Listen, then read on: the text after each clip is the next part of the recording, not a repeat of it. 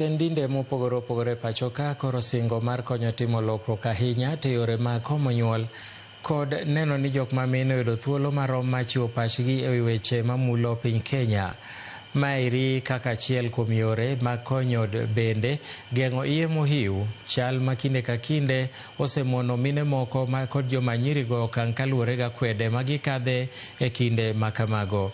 Jotend din go singo mar chiwo puonj n'oganda e wi ber mar achiel mar oganda kod bedo gi thuolo marom, wira ni ting' makamano en margi.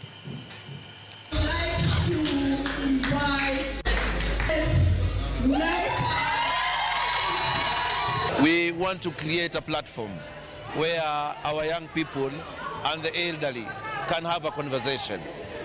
So we are going to conduct intergenerational dialogues at the grassroots level to make sure that we create a platform where the faith leaders, especially the African traditional religion, can have a conversation with their children.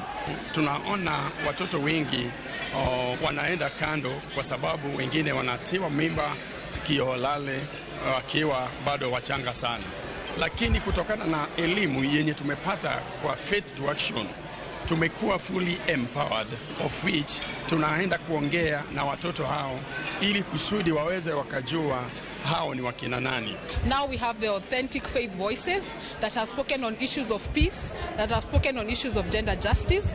You're going to see them in their communities, in the world, giving positions and guiding their communities on how to tackle these issues.